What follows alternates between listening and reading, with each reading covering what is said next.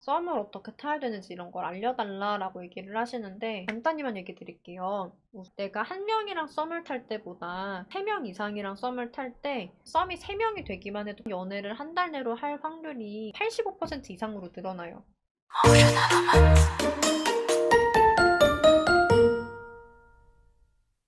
인팁 썸남에게 여러 차례 서운함 시전했는데 인팁남이 매번 미안하다고 사과하다가 마지막에 제가 또 서운함을 크게 폭발시켰더니 이미 사과받은 일을 또 다른 일에 끌어들여서 화냈어요.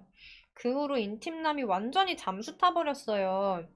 2주간 카톡으로 사과도 보내보고 눈물의 설득과 고백도 해보고 찾아가서 만나달라고 매달렸는데 완전 모르는 사람처럼 무시하고 반응이 없다가 안일십하다가 다음 날 읽었어요. 나중에는 카톡도 읽지 않아서 계속 연락 못하고 있어요. 인팀남이 제게 좋아했던 게 성격 부분이나 취향 부분인데 이러다 보니 성격도 안 맞는다고 생각하게 된 것 같고 취향이나 공통점 말한다고 통할지도 모르겠고요.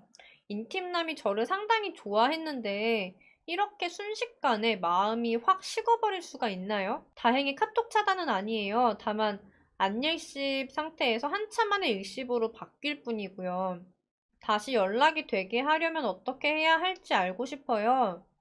자, 여러분들은 좀 들으시고 어떠셨어요? 일단 이게 제가 말씀드려야 될 게 한두 가지가 아니어서 우리가 사귀는 사이가 아니고 너는 썸남인데 내가 서운함을 한두 번이 아니라 여러 차례 시전을 하면 돼요, 안 돼요?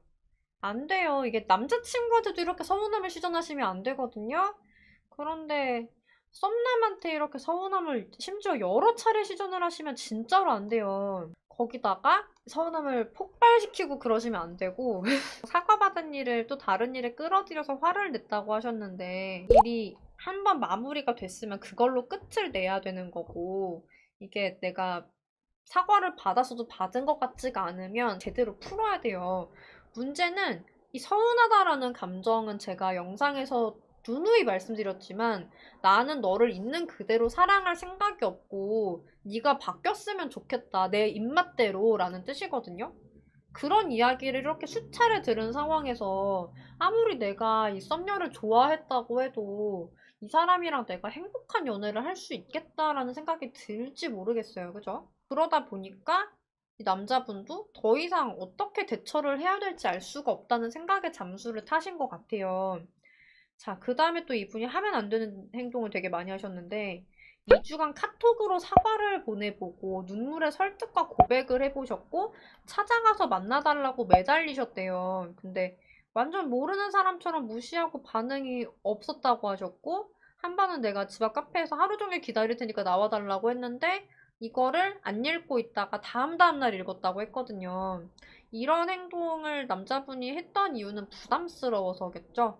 우리가 연애를 하다가도 이런 행동을 하면 부담스러워질 수가 있는데 특히나 아직 썸이었잖아요. 썸 단계에서 너무 이 남자분을 통제하려고 하셨던 것 같아요. 내 마음에 드는 사람으로 바꾸려고 이것도 서운하고 저것도 서운하고 너가 나와의 관계를 거부하면 찾아가고 이런 행동들을 하셨단 말이에요. 그렇기 때문에 나랑은 되게 안 맞는 사람인 것 같아라는 생각이 들었을 것 같아요. 남자분 입장에서 좀 무섭기도 했겠죠? 특히나 지금 무작정 찾아가고 저 사람 의사에 반해서 내가 연락을 자꾸 하고 이제 스토킹 처벌법이 시행이 되었어요, 여러분. 그래서 이거 조심해 주셔야 되는데 지금 그런 행동들을 되게 많이 하셨어요. 이전에 하셨으니까 물론 문제가 없지만 앞으로는 처벌이 될 수도 있는 행동이거든요. 그래서 이런 거는 법적으로도 문제가 되기 때문에 안 하시는 게 좋고요. 그리고 이제 카톡을 안 읽기 때문에 계속 연락을 못하고 있다라고 얘기를 해주셨어요. 이미 이런 거에서 안 맞는 상황에서 뭐 이렇게 얼굴이라든지 뭐 취향, 뭐 공통점 이런 거에서 이제 남자분이 응하게 되진 않을 것 같고요. 왜냐하면 이미 이런 행동들 때문에 이 남자분 입장에서는 최소한 연애는 아니라고 생각하고 계실 거예요. 근데 썸이었잖아요. 친구도 아닌데 연애가 아니면 진짜 서로 연락할 일이 없단 말이에요. 그렇기 때문에 남자분이 연락을 안 받는 건 사실 이해가 되는 부분이고, 썸은 우리가 사귀자고 약속한 사이가 아니잖아요. 그러다 보니까 썸이 쥐도새도 모르게 사라질 수가 있어요. 그건 이상한 일이 아니에요. 원래 이 여자분께서 남자분한테 뭐 서운한 걸 얘기를 했든 안 했든 미안하다고 매달렸든 안 매달렸든 이걸 떠나서 원래 썸이라는 건 사귀는 거 아니면 사라질 수 있는 관계예요. 그렇기 때문에 저 사람한테 내 솔직한 마음들을 다 전달을 하는 것보다는 좀 나한테 끌릴만 하도록 내가 작전을 많이 펼치는 게 좋거든요. 근데 되게 많은 분들이 사랑을 이제 진심이다 라고 많이 착각을 하세요. 진심이 나쁘다는 게 아니에요. 진심이 부담이 되는 순간이라는 게 있는 거고, 사람들은 기본적으로 나랑 맞아야지 연애를 시작을 하기 때문에 안 맞을 가능성을 굳이 내가 오픈을 할 필요가 있는 게 아니라 너랑 맞는 척을 일단 해주시는 게 좀 더 유리해요. 그래서 지금 질문하신 게 인팀남이 저를 상당히 좋아했는데 이렇게 순식간에 마음이 확 식어버릴 수가 있나요? 라고 얘기를 해주셨는데요. 이거는 순식간이 아닌 것 같아요. 너무 여러 차례 서운함을 시전을 하셨고 이거는 절대 순식간이 아니에요. 남자분이 처음에 상당히 좋아했었을 때 나 너랑 되게 비슷한 사람이고 너랑 되게 잘 맞고 너랑 있으면 좋은 일만 생길 거야 라는 걸 이제 보여주셨어야 되는데 그러지 못하신 거죠. 그래서 남자분 입장에서는 여자분이랑 뭔가 연락을 하거나 만날 때마다 자꾸 뭔가 안 맞는 게 보이니까 그럼 안 만나는 게 맞지 않나가 됐을 것 같아요.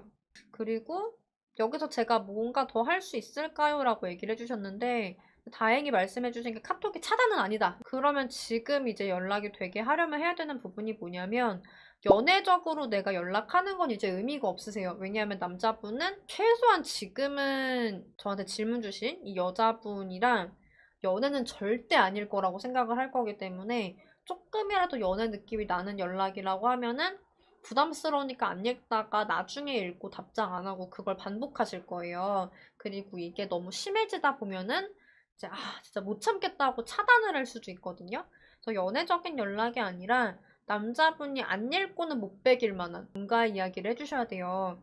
마지막에 얘기를 해주셨던 게 뭐 내가 소소하게 비타민 음료, 캔커피 이런 걸 챙겨줬는데 부담스러워 했다라고 얘기를 하셨는데 이런 걸 받으면 좋아하시는 분들이 계시고 이분처럼 진짜 부담스러워 하시는 분들이 계신데 특히 이제 회피분들 같은 경우가 누구한테 민폐 끼치고 이런 거 되게 안 좋아하거든요. 신세지고 간섭하는 거, 참견하는 거, 이거 받는 거 하는 거 다 싫어하시는데 모든 사람들이 본인 같지 않으시기 때문에 세상에 되게 다양한 유형이 있다라는 걸 좀 미리 아시는 게 앞으로의 연애도 도움이 되지 않을까 싶어요. 지금 일단 중요한 거는 연애적인 연락은 하지 말 것, 그러면서 상대분이 좀 바로 읽을 만한 그런 관심사를 건드리는 연락이면서 답장을 안 하고는 못 빼기도록 좀 내용을 만들어 주셔야 될 것 같아요.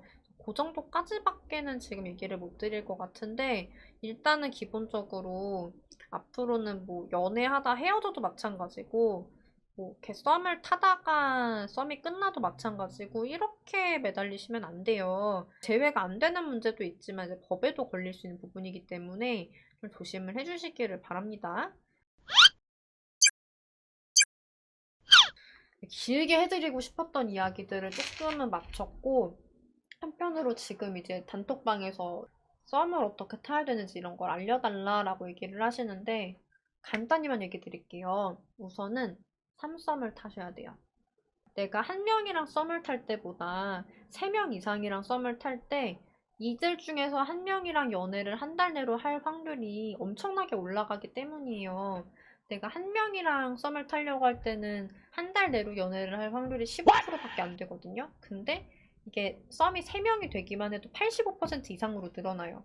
원리는 그냥 이 조급한 마음이 내가 썸이 3명 정도 있어야지 사라지기 때문이에요. 여자분 같은 경우도 저 남자분 한 명에 내가 목을 메고 있는 상황이니까 내 행동이 뭐가 잘못됐는지 모르면서 계속 조급해 하시다가 문제가 되신 거란 말이에요. 그래서 내가 한 명한테만 너무 관심이 가 있는 경우에 나도 모르게 이런 잘못들을 할 수가 있기 때문에 좀 조심을 해주셔야지 돼요. ESFJ 여자는 한번 확고하게 정했으면 다시 안 돌아가나요? 제가 4개월 동안 외적으로 그리고 지난 연애 때 잘못한 부분들 앞으로 같은 이유로 헤어지지 않을 수 있는 법들을 매일같이 다이어리에 손편지처럼 적어서 코치랑 같이 줄 생각이에요 라고 얘기를 해주셨어요. 제가 많이 강조드렸던 게 스토킹 처벌법이에요. 잘 하셔야 돼요. 그 꽃이랑 손편지처럼 적어서 어떻게 주려고. 상대분이 싫어하는데 막 이렇게 선물 주시고 편지 주시고 그러시면 안 돼요. 그리고 ESFJ든 뭐 MBTI가 뭐든 연애를 분석할 땐 MBTI로 하는 게 맞진 않아요. 이거는 뭐 심리 상담 하시는 분들이든 뭐 다들 동의하시는 부분일 거예요. 뭐 ESFJ다 이런 걸 떠나서 그 여자분이 어떤 분인지 이걸 입체적으로 봐야 되거든요. 그리고 MBTI가 사실은 뭐 정식으로 진단을 받아도 여러분들 그날그날 감정 상태나 그날그날 집중하고 있는 거에 따라서 또 다르게 나오기도 해요. 그래서 MBTI는 너무 맹신하시기보다는 그냥 재미로 보셔야 돼요. 저도 누누이 말씀드리지만 MBTI는 재미로 보시는 게 맞고요. 자, 확고하게 한번 정하면 안 돌아가냐. 유형을 떠나서 이거는 대부분의 분들은 한번 확고하게 정하면 안 바꾸고 싶어 하는 게 맞아요. 원래 사람 심리가 그래요. 다만 이게 재회를 보통 사람들이 못 하시는 게 뭐냐면은 상대분이 이별을 하는 이유는 안 바뀔 거다라고 생각해서 이별을 하는 거거든요. 그리고 실제로 많은 분들이 이 상대분의 생각대로 바뀌지 못해요. 그래서 재회를 못 하는 건데 보통 충분히 바뀌지 않은 게 가장 문제가 돼요. 많은 분들이 상대분이 원하는 기준을 잘 몰라요. 그냥 내 생각에 요 정도면 되겠지 하는 변화를 하시거든요. 문제는 그게 상대분이 원하는 만큼의 변화였냐라는 거죠. 그게 아니라고 하면은 그래 네가 그렇지 뭐 이 정도 수준밖에 안 되는 거란 말이에요. 상대분 입장에서. 그러면 이제 제외가 안 되는 거죠.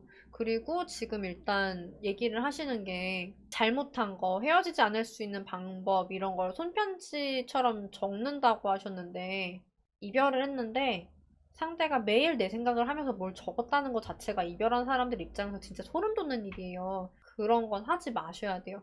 일단은 뭐 내용을 떠나서 손편지 자체가 되게 좀 부담스럽거든요. 왜냐하면 내가 편지지도 사와서 골라야지 되고 내가 손으로 적어야 되고 이게 정성이란 말이에요. 이 정성이라는 거는 우리가 서로 주고받을 수 있을 때 의미가 있는 거예요. 근데 상대는 너가 정성을 나에게 줄 필요도 없고 나도 너한테 안 줄 거야 라는 생각에 이별을 한 건데 내가 일방적으로 정성을 보내주잖아요. 그러면은 난 줄 게 아닌데 주고 싶지 않은데 네가 일방적으로 보낸 거기 때문에 이게 공격으로 느껴져요. 이건 틀린 전략이라고 말씀을 드려야 될 것 같고 지금 진짜 너무 재회를 어떻게 해야 되는지 모르시는 것 같아요.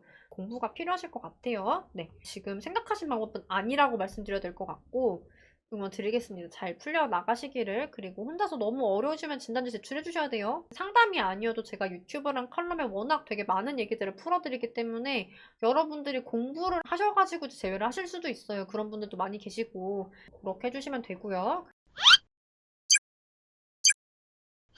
앞으로도 연애회사 대표 상담사로서 다양한 연애와 결혼, 이별, 재회 상황에서의 여러분들의 대처력을 한껏 높여드리는 그런 영상들을 많이 만들어 드리려고 합니다. 오늘의 영상이 좋으셨다고 하시면 좋아요 꼭 눌러주시고요. 여러분의 행복한 연애와 결혼 생활을 진심으로 응원 드리겠습니다. 안녕.